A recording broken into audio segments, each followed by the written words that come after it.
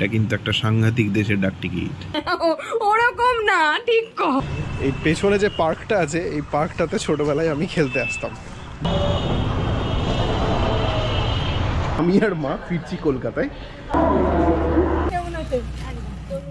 Hello everyone, কেমন আছেন আপনারা সবাই? পুরনোদের ওয়েলকাম ব্যাক আর নতুনদের ওয়েলকাম জানিয়ে আমি ইন্দ্রাণী শুরু করছি হট কাপলের আর একটা এক্সাইটিং ব্লগ।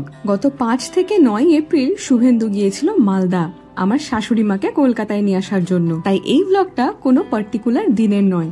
যে কটা দিন শুভেন্দু কলকাতায় ছিল না, সে কদিন আমি কলকাতায় কি কি করলাম, শুভেন্দুই বা মালদায় কেমন কাটালো, সেই সব মিলিয়ে আজকেরটা একটু খিচুড়ি ব্লগই বলা যায়। 5ই এপ্রিল শুভেন্দু যেদিন মালদার জন্য রওনা দিল, সেদিন ওকে বাড়ির দরজা থেকে সি অফ করে আমি তাড়াতাড়ি স্নান সেরে খাওয়া দাওয়াটা করে নিয়েছিলাম। বাকি কাজ করেছিলাম তারপরেই। আসলে ঘরে একা একা থাকার অভ্যেস আমার বহুদিনের। ছোট থেকে মা বাবা দুজনেই অফিসে বেরিয়ে যাওয়ার পর স্কুল থেকে ফিরে এসে সে দিদার বাড়ি হোক বা নিজের বাড়ি, সারাটা দিন নিজের মতো একাকি কেটে যেত। তবে সেই একাকিত্বটা আমি ভীষণ এনজয় করতাম।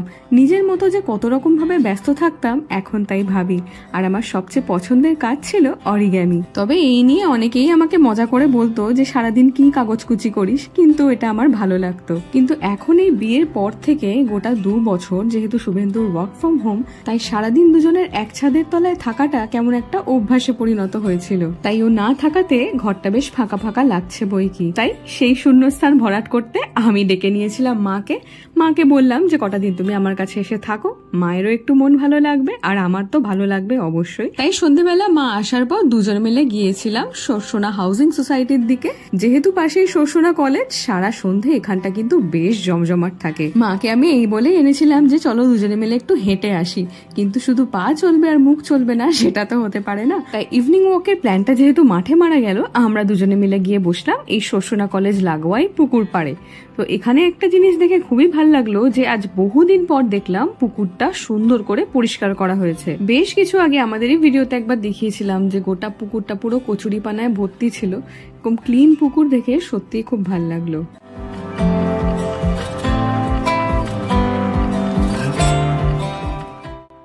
এরপর খানিকক্ষণ পরেই এই 11 নম্বর গাড়িতে চেপে দুজনে ফিরে গেলাম বাড়ি।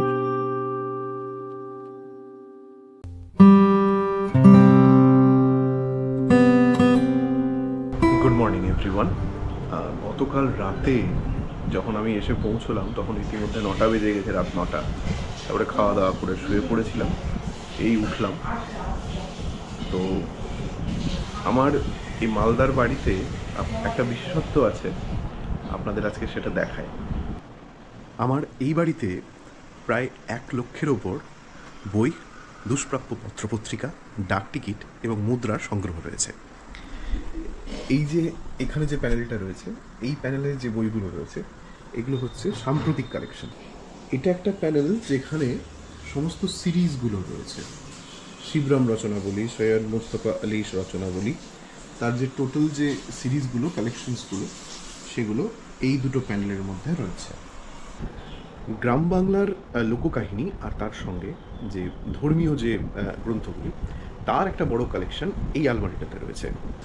স্বামী বিবেকানন্দের বাণী ও রচনার 10টা পার্টের যে সংকলন, সেই পুরো কালেকশনটা রয়েছে সম্পূর্ণ। অনেকে আপনারা হয়তো জানেন না যে শ্রীমদ্ ভাগবত গীতার ঠিক যতটুকু যে ছোট যে গীতাগুলো পাওয়া যায়, সেটা যতটুকু থাকে তা কিন্তু মূলত তার টিকা সংবলিত একটা সংস্করণ। কিন্তু শ্রীমদ্ ভাগবত গীতার আরও কিছু পার্ট রয়েছে, যে পার্টগুলো যদি পড়তে হয় বা কিনতে হয় তাহলে সেটা মানে বিরাট আকারে একটা বিরাট সংকলন তার তৈরি হয়। সেই সংকলনটার জন্য প্রায় 19খানা পার্ট লাগে, 19খানা বই। এই শ্রীমদ্ ভাগবত গীতাটা সেই পুরো যে সংকলনটা সেইটা এখানে রয়েছে। এছাড়া বাংলার গল্প, বাংলার ছোট গল্প, এগুলো সমস্ত লোককাহিনী এবং বাংলার বুকে ছড়িয়ে থাকা যে মানুষের মধ্যে যে ফোকলোডসগুলো, তার প্রায় 10টা খণ্ড রয়েছে। এই 10টা খণ্ড এখানেই আপনারা দেখতে পাচ্ছেন। এই কালেকশনটা খুবই দুষ্প্রাপ্য একটা কালেকশন, কারণ হচ্ছে যে রবীন্দ্রনাথ ঠাকুরের 150 সাহিত্যে এটা বার করেছিল এবং এটা মানে সেই সময়ই একমাত্র একবারই সংস্করণ হয়েছিল, এর কোনো পুনঃসংস্করণ হয়নি। জন এফ কেনেডির সময়ের আমেরিকা ঠিক কীরকম ছিল সেই নিয়ে এই বই, লাইফ ইন ক্যামলট। অনেকে বলে না যে তোমার বাপ ঠাকুরদা তোমার জন্য কি রেখে গেছে, তো অনেকের বাপ ঠাকুরদা রেখে যায় হচ্ছে অগাধ সম্পত্তি, অনেকের বাপ ঠাকুরদা রেখে যায় হচ্ছে তার মানে ব্যাংকে টাকা। আমার বাপ ঠাকুরদা আমার জন্য রেখে যাচ্ছে এই বিরাট বইয়ের সম্ভার, যে বইয়ের সম্ভার আপনাকে সুযোগ করে দেবে জ্ঞান আহরণের, যে বইয়ের সম্ভার আপনাকে সুযোগ করে দেবে জীবনে নতুন কিছু জানার। তো সত্যি কথা বলতে আমি যে খুব অ্যাভিড রিডার তা নই, কিন্তু যদি কোনো একটি বই আমার মানে খুব ইন্টারেস্ট গ্র্যাব করে তখন সেই বইটা আমার শেষ করতে একদিনও লাগে না। আচ্ছা, এই যে আলমারিটা আছে, এই আলমারিটা হচ্ছে শুধুমাত্র পত্রপত্রিকার কালেকশনের জন্য। এগুলো হচ্ছে সমস্ত শারদীয়া।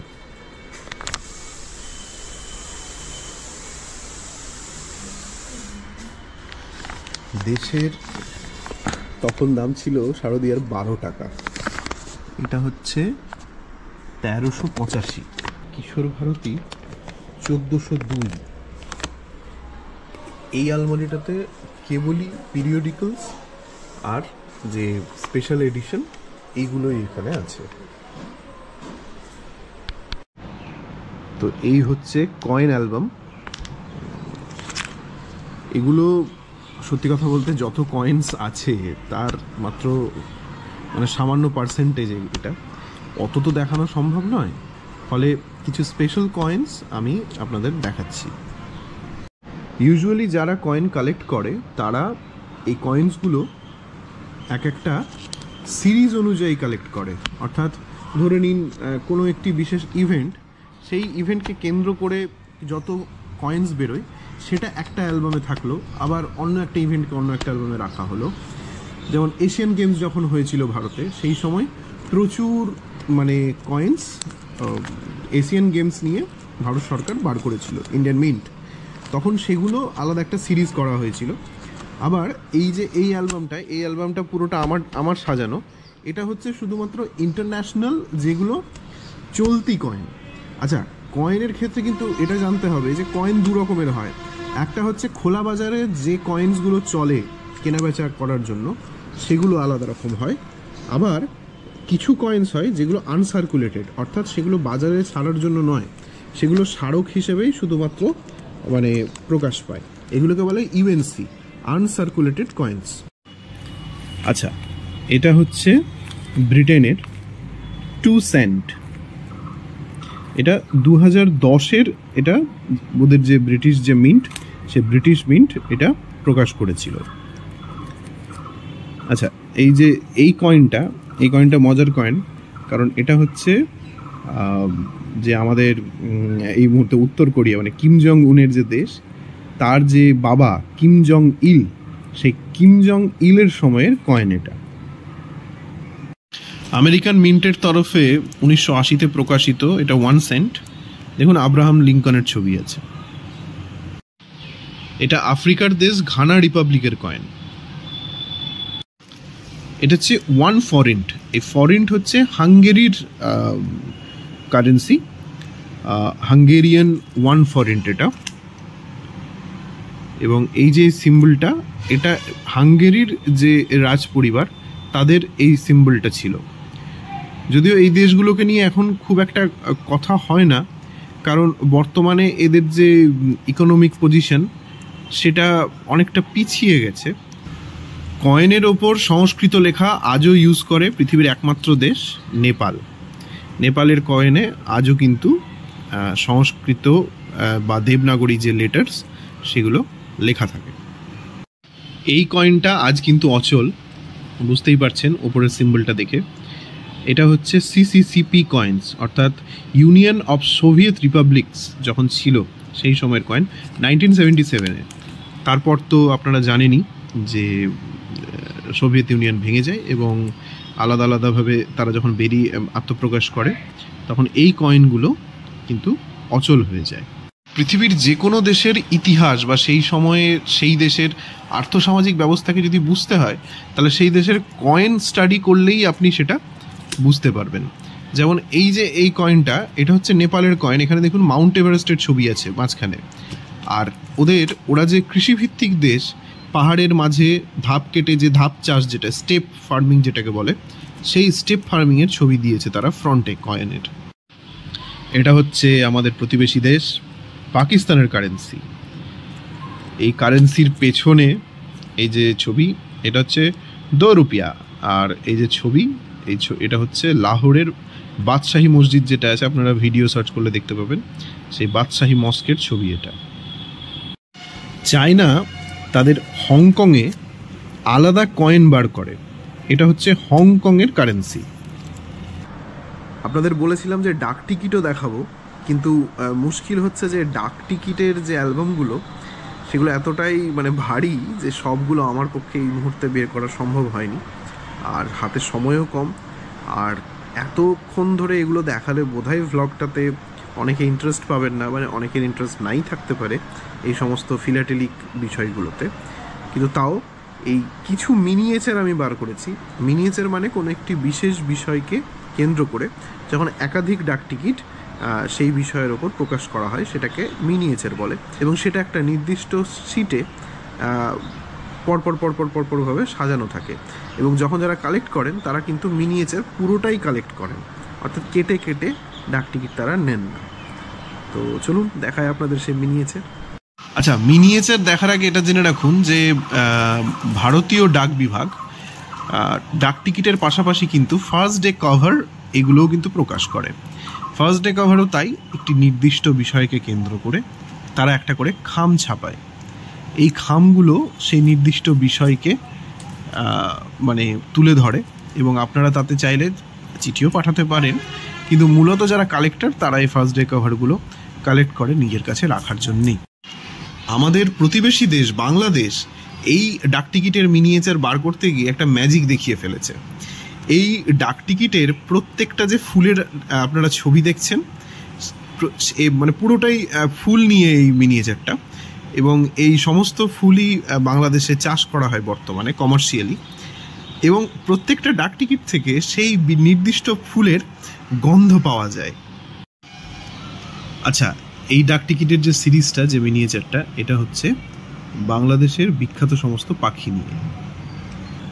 এই যে হলোগ্রাম করা যে মিনিয়েচারটা আপনারা দেখছেন, এই বাঘের ছবিটা বদলে যাচ্ছে ঘোরালেই, এটা কিন্তু একটা সাংঘাতিক দেশের ডাক টিকিট।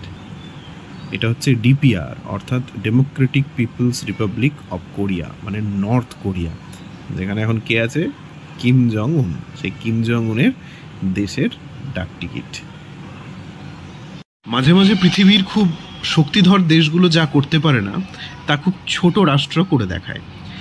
এটা হচ্ছে কার্টুনের মিনিয়েচার, অর্থাৎ ডাক টিকিট বেরিয়েছে, পোস্টাল স্ট্যাম্প বেরিয়েছে ডিজনির সমস্ত বিখ্যাত ক্যারেক্টারগুলোকে নিয়ে, এবং এটা বার করেছে সেন্ট ভিনসেন্ট অ্যান্ড গ্রেনেডিজ বলে একটি দেশ, যা আটলান্টিক মহাসাগরের মাঝখানে ছোট্ট কয়েকটি দ্বীপ নিয়ে সেই দেশ গঠিত, এবং ভারত থেকে এখানে যেতে ফ্লাইট ফেয়ারও প্রচুর লাগে।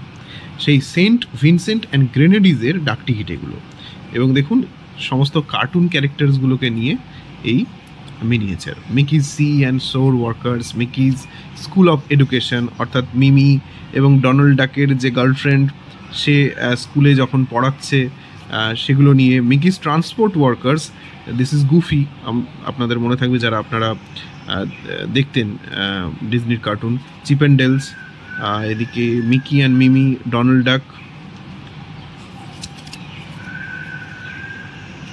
ডাক এবং তার 3 ভাইপো। Mickey's law and order, Mickey যেখানে বিভিন্ন সিরিজে কখনো পুলিশ হয়েছে, কখনো গোয়েন্দা হয়েছে, সেগুলো নিয়ে। তবে মূলত মিকিকে এখানে সেলিব্রেট করা হয়েছে, ডোনাল্ড ডাক বা এরা এসেছে মিকির সঙ্গী হিসেবে। আর এই সিরিজে সমস্ত ইন্টারন্যাশনাল যে ডাক টিকিটগুলো সেগুলো রয়েছে, বার্বাডোস, আজমান, ওদিকে ইসলামিক রিপাবলিক অফ মর্টেনিয়া, এই সমস্ত দেশের যে ওরা যে মিনিয়েচারগুলো বার করেছে সেই মিনিয়েচারগুলো এই সিরিজে রয়েছে।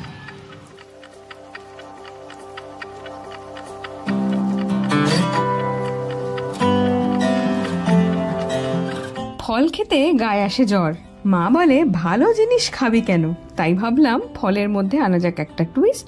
কিছুই না, বেদানাগুলোকে ব্লেন্ডারে ভরে একটু ঘুরিয়ে নেওয়া। তো সেদিন সকালবেলা যেহেতু তেমন কাজকর্ম ছিলাম না, তাই ভাবলাম একটু সময় নষ্ট করা যাক, নইলে বেদানা তো এমনি এমনিই খাওয়া যায়। তবে বেদানার জুস করলে আমি কখনোই ছেঁকে নিই না, কারণ ওর দানার ভেতরে যে আর কি দানাটা থাকে ওটাই আসল ফাইবার, আর আমার জন্য ফাইবার খুবই দরকার। তো সেই জন্য আমি র অ্যাজ ইট ইজ যেরকম আর কি ওই রকমই নিচ্ছি, নিজের জন্য একটু, মায়ের জন্য একটু। তো মা যখন এসেছিল তাই মাকে বললাম যে মায়ের হাতের ফেভারিট আমার সজনে আলু পোস্ত, সেটা একটু বানাতে। তো মা আমার জন্য সেটাই বানাচ্ছিল। আমি সত্যিই ভীষণ লাকি যে বিয়ের পরেও যখন চাই মায়ের হাতের রান্না খেতে পারি। আর আমার না শুধু শুধু আলু পোস্ত থেকে এই সজনে ডাঁটা দিয়ে আলু পোস্ত খেতে খুবই ভালো লাগে। সেই সঙ্গে অনেকটা ভেবে দেখলাম যে সবকিছুই কেমন সাদা মাটা হয়ে যাচ্ছে, ওই জন্য ভাবলাম যে একটু কুমড়োর বড়া বানিয়ে দিই। আর বড়ার জন্য যে আমি জীবন দিতে পারি এটা আপনারা এতদিনে অনেকেই জেনে গিয়েছেন। আর এখানে দেখুন আমার মায়ের আর একটা খুব পছন্দের খাবার নিম পাতা। আর খেয়াল করে দেখবেন এপ্রিলের প্রথম সপ্তাহটা বেশ কেমন একটা মেঘলা মেঘলা আকাশ ছিল, মাঝে তো কয়েক ফোঁটা বৃষ্টিও হলো। তাই সবকিছুর মাঝে বেসন দিয়ে কুমড়োর বড়াটা না ভাজলে এক প্রকার বরুণদেব কিন্তু রাগই করতেন।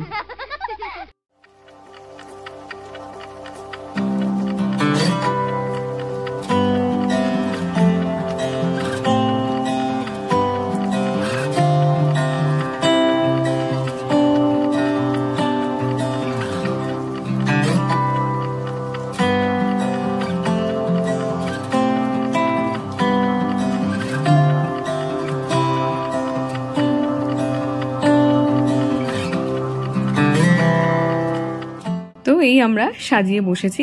এই যে এঁচড়ের তরকারিটা এটা মা ঘর থেকেই বানিয়ে এনেছিল, মানে বাড়ি থেকে। সঙ্গে রয়েছে স্যালাড, সজনে আলু পোস্ত, আর এই থালা সাজিয়ে কুমড়োর বড়া, আর সেই সঙ্গে ডাল তো অবশ্যই, আর মায়ের আলু সেদ্ধ দিয়ে নিম পাতা মাখা। আর এই সজনে আলু পোস্ত দিয়ে আমার দুপুরের খাওয়াটা ছিল একেবারে জমজমাট।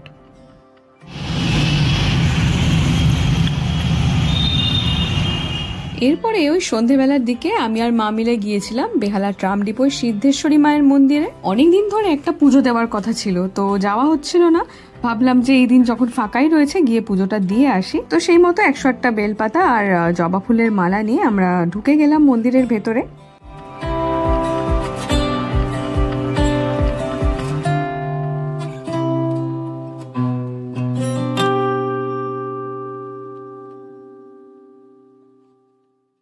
তো পুজো দিয়ে আমি আর মা ঘুরছিলাম একটু বেহালা মার্কেটে। অনেক দিন পর আমি এখানে এলাম। আগে চৈত্র সেল হোক, দুর্গা পুজো হোক, জন্মদিন হোক, যে কোনো পারপাসে শপিং বলতে আমার কাছে ছিল এই বেহালা বাজারই। আর এই বেহালা এসি মার্কেটের অপোজিটে একজন বসেন ঘটি গরম নিয়ে। এখানে বেহালায় গেলে আমরা এটা জাস্ট খাবোই, মানে অন্য কিছু খাই বা না খাই। ভাল লাগছে মা?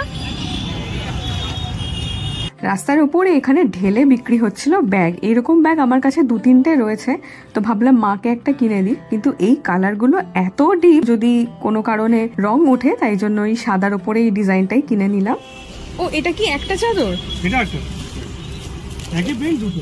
ও এটা আলাদা। হ্যাঁ না, এটা পুরো ইয়েলো হোয়াইট তো? হ্যাঁ ইয়েলো। সত্যি বলতে বিয়ের 2 বছরের মধ্যে বিছানার চাদর কেনার প্রয়োজন পড়েনি। মানে কলকাতায় বিয়ে রিসেপশন আর মালদার রিসেপশন মিলিয়ে এত বিছানার চাদর হয়ে গিয়েছিল, ঘুরিয়ে ফিরিয়ে ব্যবহার করতে করতে 2 বছর পেরিয়ে গেছে। তো এবার মনে হলো একটা নতুন বিছানার চাদর কেনাটা খুবই দরকার। ভালো লাগছে? হ্যাঁ, রঙগুলো সুন্দর। এই দুটো ভালো লাগছে, এই দুটো কালার দারুণ লাগছে। গ্রেটা ভালো লাগছে না? গ্রেটা একটু ম্যাট ম্যাট করছে বিছনায় পাতলে। তো এখানে একটা চাদর পছন্দ করলাম। চাদরগুলো 380 না 480 এরকম দাম বলছিল, এই মুহূর্তে ঠিক খেয়াল পড়ছে না। কিন্তু চাদরগুলো বেশ বিরাট। কিন্তু হঠাৎ মনে পড়লো যে চাদরের সঙ্গে তো ম্যাচিং বালিশের কভার নেই, তো ওটা আবার আলাদা করে কিনতে হবে। তো সেম ম্যাচিং পাবো কিনা, তো এই অপশনটা ড্রপ করে আমি আবার অন্য চাদর দেখতে শুরু করলাম। এই জংলাটাই চাইছি আমরা, এইরকম একটা হালকার উপরে চাইছি। হালকার উপর চাইছিস? লাইটের উপরে 615 দুটো এরকম তুই অনেক ব্যবহার করেছিস। মাথাওয়ালি দেখতে পাওয়া যায়। এরকম আছে। এইগুলো কি সাদা মধ্যে যেগুলো? এগুলো দুটো মাথাওয়ালি, দুটো পাঁচওয়ালি, ফুল সাইজ। হ্যাঁ, কত দাম এগুলো? এগুলো 1000 ও আচ্ছা, 800 আছে। আর এইগুলো এইগুলো এইগুলো এগুলো আরো 1000 হাজার অ্যাবাভ। এগুলো 850 আছে। আচ্ছা, এরকম 1000 ভালো কথা। তো বেশ কয়েকটা দেখার পরে ঠিক মনের মতো পেলাম, আর বাজেটের মধ্যেও। চাদরটা যেরকম সুন্দর দেখতে, আগের প্রিন্টার থেকে না কাপড়ের কোয়ালিটিটাও বেটার, আর ছিল তার সঙ্গে দুটো বালিশের কভারও।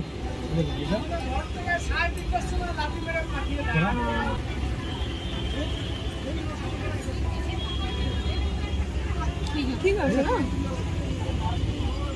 এরপর চলে গেছিলাম একটা ফ্রকের দোকানে, এখানে অশ্মির জন্য একটা ফ্রক নিচ্ছিলাম। এই জামাটার প্রিন্টটা সুন্দর হলেও এর মেটেরিয়ালটা কেমন যেন একটা মিক্স টাইপের ছিল, কিন্তু তারপর মার আর আমার দুজনেরই কটনের ফ্রকটা পছন্দ হলো, যেমন জমকালো আর ওকে মানাবেও ভারী সুন্দর।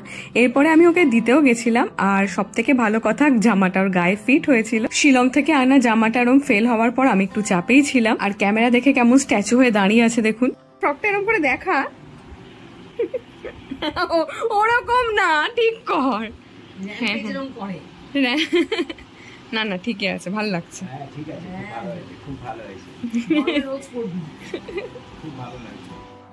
এরপর প্রায় বহু বছর পর গিয়েছিলাম বেহালা হকার্স কর্নারে। এর আগে আমাদের ছোটবেলায় এখানে না ভীষণ সুন্দর সুন্দর কটন, তারপর গেঞ্জি কাপড়ের জামা পাওয়া যেত, যেগুলোকে আমি গেঞ্জি জামা বলতাম। তো আমাদের সময় ওইগুলোই ছিল গরমের সেভিয়ার, কিন্তু এখন ছোটদের এত ফ্যান্সি ফ্যান্সি জামা বেরিয়েছে, সত্যি দেখলে চোখ ধাঁধিয়ে যায়। তো এই হকার্স কর্নারে একটু এদিক ওদিক ঘুরে তারপর আর সেরকম এখান থেকে কিছুই কেনার ছিল না, কিন্তু যেহেতু অনেকদিন পর গেছি তাই ভাবলাম একটু ঘুরেই যাই। তারপর দুজনে মিলে ফিরে গেলাম বাড়ি।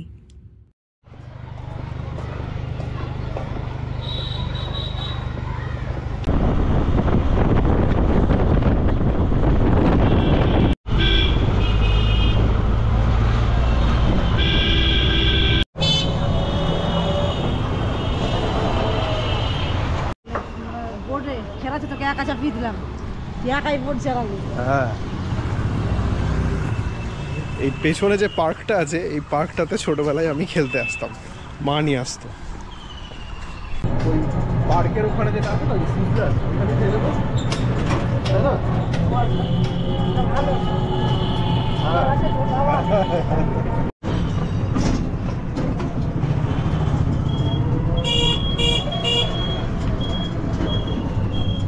তো টোটো করে এখন আমরা খেতে এসেছি মালদা শহরে এই হোটেল, যার নাম মালদা হোটেল। এই হোটেলটা ছোট থেকে যতবার মালদায় এসেছি, মানে টাউনে এসেছি আর কি, মানিকচক থেকে, তখনই আমরা চিরদিনই এসে এই হোটেলেই খাওয়া দাওয়া করেছি। আর একটা খুবই বেসিক আর কি, এটা একটা কেবিনের মতো করা, আর বাইরে জেনারেল আছে, আর এখানে কেবিন আর জেনারেলের খাবারের কোনো আলাদা ব্যাপার নেই। অনেকে ফ্যামিলি নিয়ে আলাদাভাবে আর কি বসে খেতে ভালোবাসে। আর খুব পুরনো হোটেল এটা, ওপরে এই যে ছাদগুলো দেখলে বুঝতে পারবেন, এই যে কড়ি বর্গার ছাদ, খুবই পুরনো একটা হোটেল। আর ছোটো থেকে যখনই মা বাবার সঙ্গে ডাক্তার দেখাতে আসতাম, একটা সময় মা বাবা আমাকে ডাক্তার দেখাতে নিয়ে আসতো, তখন আমরা এসে খেতাম। এখন আমি আমার মাকে ডাক্তার দেখাতে নিয়ে এসেছি, দিয়ে এখানে খাচ্ছি। আমার মা হচ্ছে একদম ভেজিটেরিয়ান, তো মায়ের জন্য এটা হচ্ছে ভেজ থালি, আর আমার জন্য হচ্ছে মাটন থালি। মায়ের ভেজ থালিতে এই উচ্ছে ভাজা দিয়েছে, আলু সেদ্ধ দিয়েছে, পটল ভাজা আছে, আলুর দম আছে, ডাল আছে, আর তার সঙ্গে টমেটো চাটনি। আর এখানে আছে মাটন, আর উনি এনেছেন পেঁয়াজ লেবু। দিন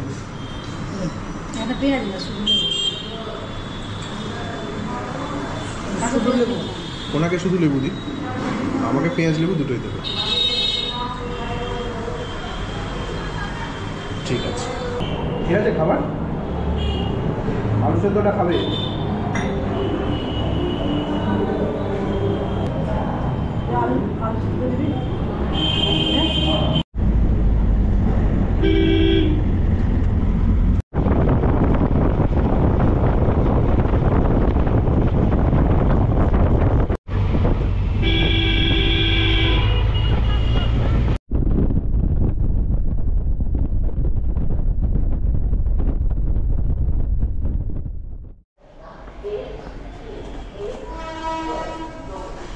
হ্যালো এভরিওয়ান, আজ আমি আর মা ফিরছি কলকাতায়। এখন আমরা মালদা স্টেশন চলে এসেছি, সকাল 8:30 বাজে।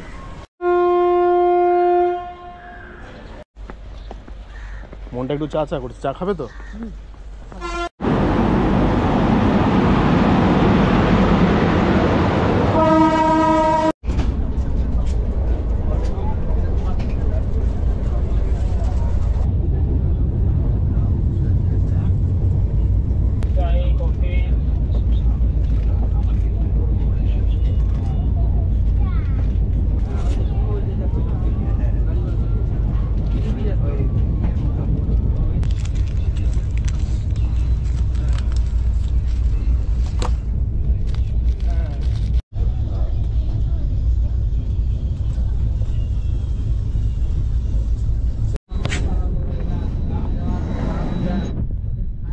शक्कर दे दीजिए तो। चीनी दादा। हाँ वो कॉफी में कम है। अच्छा अच्छा, और दे दूँ? नहीं एक नहीं, दूध का बात।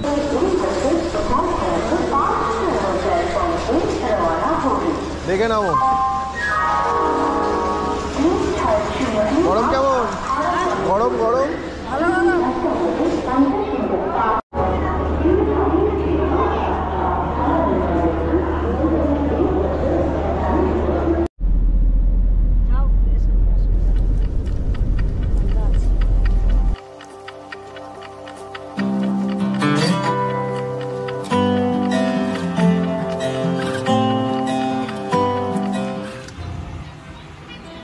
সেদিন সকাল সকাল বেশ কয়েকটা গুরুত্বপূর্ণ কাজ নিয়ে বসেছিলাম। তার মধ্যে সবথেকে গুরুত্বপূর্ণ ছিল এই ঠাকুরের জিনিসপত্রগুলোকে প্রপারলি অ্যারেঞ্জ করা।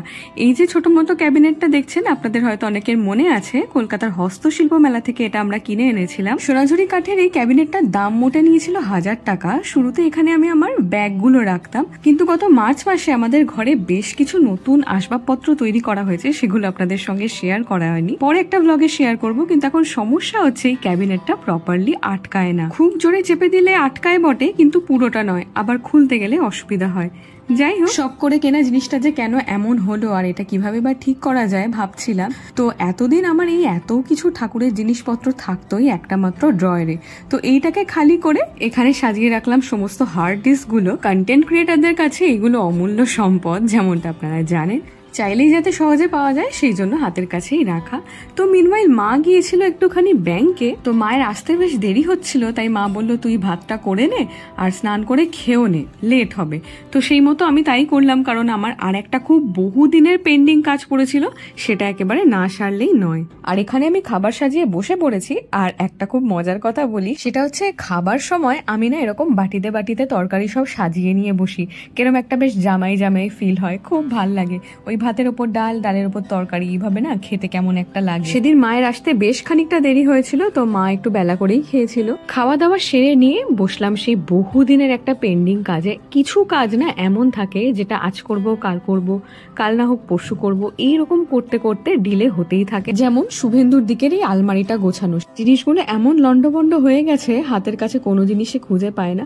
আর অনেকদিন ধরে এইভাবে কাপড় ঢাকা দিয়ে আমি রাখতাম। বিয়ের সময় আদি ঢাকেশ্বরী বস্ত্রালয়ে শাড়ি কিনতে গিয়ে দেখেছিলাম ওরা দামি শাড়িগুলোকে এইভাবে কাপড় ঢাকা দিয়ে রাখে, কিন্তু ঘরে ওইভাবে রাখার পর একটা জিনিস মনে হলো যে বিষয়টা খুব একটা কনভিনিয়েন্ট নয়, কারণ হাতের কাছে চট করে জিনিসপত্র পাওয়া যায় না। আর শুভেন্দু এমনিতেই খুব অগোছালো, জায়গা জিনিস জায়গায় রাখে না, ফলত আরোই খারাপ অবস্থা। তাই অনেকদিন ধরে যেহেতু ভাবছিলাম যে আলমারিটাকে একটু অর্গানাইজ করব, তাই সেই মতো মিশো থেকে অর্ডার করেছিলাম এই 5টা অর্গানাইজারের একটা সেট। যেহেতু এগুলোর মধ্যে জিপ দেওয়া, তাই ধুলো পড়ার খুব একটা চান্স নেই। আর একটা হচ্ছে সামনে যেহেতু একটা ট্রান্সপারেন্ট অংশ রয়েছে, সেখান থেকে বোঝা যাবে যে কোন অর্গানাইজারের ভেতরে কি জামা রয়েছে, ফলত সহজেই বাইরে থেকে দেখে ওটাকে ইজিলি বের করে ইউজ করা যাবে। ইতিমধ্যে ওরা ফোনও করে দিয়েছিল আর মোটামুটি ঘন্টাখানেকের মধ্যেই ঢুকে যাবে, তাই জন্য আমি আর কিছু বাছিনি। হাতের যেরকম র্যান্ডম পাঞ্জাবি এসেছে সেগুলোই ভরতে থেকেছি, কিন্তু আমার ইনিশিয়ালি ইচ্ছা ছিল যে কটন পাঞ্জাবিগুলো এক জায়গায়, ফ্যান্সি পাঞ্জাবিগুলো আলাদা জায়গায় এইভাবে করার। তো তাড়াহুড়োর মধ্যে যেহেতু সেসব সম্ভব না, তো আমি এখানে পাঞ্জাবিগুলো এক জায়গায় করার পর এখানে জিন্সের প্যান্টগুলো রাখছি। জিন্স রাখতে গিয়ে দেখি দুটোর বেশি আর পেলাম না। জিন্সের প্যান্ট শুভেন্দু খুব একটা পরে না, মোস্টলি কুর্তা পাজামা, পাঠানি এই ধরনের পোশাক পরতেও বেশি ভালোবাসে। তবে এবছর পিস কিনে দুটো হাফ স্লিভ শার্ট বানিয়েছিল, তো সেইগুলোর সাথে একমাত্র জিন্স কেবল চলে। আর এই দেখুন সবই মোটামুটি সলিড কালারের জামাও, কোনো ছাপা প্রিন্ট বা সুতোর কাজ হলেও সেলফ সুতোর কাজ, এইরকম স্পেসিফিকেশন আছে যেগুলো মাথায় রেখেও কেনাকাটি করে। সেই জন্য মা বাবারা যখনই কোনো স্পেশাল অকেশনে ওকে কিছু দেওয়ার থাকে, জামা কাপড় তো কিনে দেয় না, টাকা দিয়ে দেয়, বাবা নিজের পছন্দ মতো কিনে নিও। আর এই যে শেরওয়ানিটা, এটা কিন্তু ভীষণ স্পেশাল, কারণ কলকাতায় আমাদের যে রিসেপশনটা হয়েছিল সেদিন শুভেন্দু এটা পরেছিল। এর সঙ্গে সেট হিসাবে ছিল এই রেড কালারের ওড়নাটা ভেলভেটের ওপর, নীল আর লালের কম্বিনেশন। ওই বিয়ের পর শুভেন্দু খুব একটা পরেছে বলে মনে হয় না। এর পরের অর্গানাইজারে যে জিনিসটা ভরবো সেইটা স্টক এই মুহূর্তে সব থেকে বেশি, সেটা হচ্ছে ধুতি আর পাজামা। এমন অনেক ক্ষেত্রেই হয়েছে যে পাঞ্জাবিগুলো গায়ে আর হয় না, কিন্তু পাজামা যে ছোট হয়ে যায় এরকম সচরাচর একটা হয় না, ওই কারণে একটা দুটো 3-4টে ঘরে এখন পাজামার প্রচুর কালেকশন। এখন কিনলে বলবো কেবল পাঞ্জাবি কিনতে। তো এটা হয়ে যাওয়ার পর আবার একটা জিন্সের প্যান্ট খুঁজে পেয়েছি, তো ভাবলাম ওটার মধ্যে ভরে দিই। তো যেহেতু জিন্সের স্টক কম, তাই এই একটা ভালো পাঞ্জাবি এটা আমি এই জিন্সের মধ্যেই রেখে দিলাম। এটা ওকে বলে দেবো, বা ওই যে বললাম ট্রান্সপারেন্ট জায়গাটা রয়েছে ওখান থেকে সহজেই বোঝা যাবে। তো এবার আমি অর্গানাইজার গুলো পাশাপাশি সাজিয়ে নিচ্ছি। সত্যি এইটা করার পর আলমারিতে তো বেশ খানিকটা জায়গাও পাওয়া গেল, আর কাজের কাজ যেটা হলো যে হাতের কাছে এবার সবকিছু পেতে ওর বেশ সুবিধেই হবে। বেশ কটা জিনিস রাখার জন্য জায়গা কম পড়েছিল, তাই সেটা আমি র্যান্ডামলি এমনি রেখে দিয়েছি। তো এই আলমারি মোটামুটি গোছানো, সামনে বেশ খানিকটা স্পেস রয়েছে, ওগুলোকেও বিভিন্নভাবে ইউটিলাইজ করা যাবে। তো এই মুহূর্তে আলমারির অবস্থা এইরকম, তবে এখানে আরো অনেক জিনিস ছিল যেগুলো আমি অন্য জায়গায় সরিয়েছি। কোথায় সরিয়েছি আপনাদের পরে কোনো একটা ব্লগে শেয়ার করে দেব। এরপর শুভেন্দুর ফোন পেয়ে আমি আর মা গেলাম নিচে, কারণ ওরা চলে এসেছে। তুই ঘুমটা দিয়েছ কেন? মা ঘুমটা দিয়ে এসছে বরণ করবে বলে।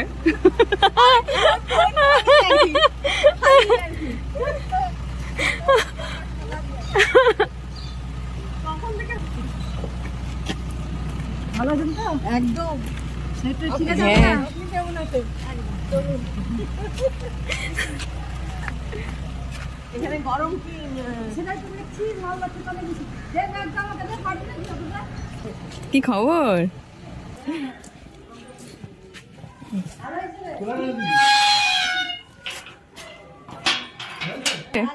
হ্যাঁ, কালারটা বড় সুন্দর, ভাল লেগেছে। এসব কালার ভালো লাগে দেখতে। হ্যাঁ, এই চাবিটা তো ওপরে আছে, নইলে ভেতর পরে ঢুকো, পরে বসো। হ্যাঁ হ্যাঁ হ্যাঁ, চলো।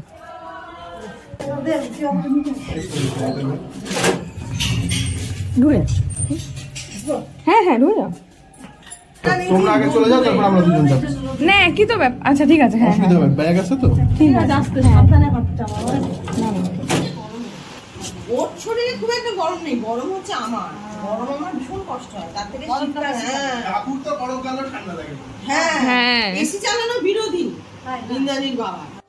আগের দিনও সিদ্ধেশ্বরী মায়ের কাছে পুজো দিয়ে এলাম, সেই প্রসাদটাই মা এখানে দিচ্ছে। শতাব্দীতে যেহেতু লাঞ্চ দিয়েছিল, তাই ওরা আর বাড়িতে এসে কিছু খায়নি। আর সন্ধ্যেবেলা এখানে চলছিল গুচ্ছের গল্প। এরপর গল্প করতে করতে পেয়ে গেছিল বেশ ভালো রকমের খিদে, তো সেই জন্য সন্ধ্যেবেলা অর্ডার করা হয়েছিল আমার আর শুভেন্দুর চিকেন রোল, আর 2 মায়ের জন্য পনির রোল। এরপর খাওয়া দাওয়া সেরে মা আর বেশিক্ষণ বসেনি। মা যেহেতু 3 দিন আমার কাছে ছিল, তো মার মনটাও একটু বাড়ি যাই করছিল, যেহেতু বাড়িতে রয়েছে একা বাবা। তো ভিডিওটা আজকে এখানেই শেষ করছি। জানি ভিডিওটা হয়তো একটু লেন্দি হয়ে গেল, কিন্তু এত পর্যন্ত যারা দেখেছেন তাদের সবাইকে অনেক ধন্যবাদ। যদি ভালো লেগে থাকে তাহলে অবশ্যই আমাদের চ্যানেলটাকে সাবস্ক্রাইব করবেন, আর ফেসবুক পেজ থেকে দেখলে অবশ্যই কিন্তু পেজটা লাইক। সবাই খুব ভালো থাকুন, সুস্থ থাকুন। বাংলা নতুন বছর সবার খুব ভালো কাটুক। দেখা হচ্ছে নতুন কোনো ভিডিও নিয়ে, ততদিনের জন্য টাটা।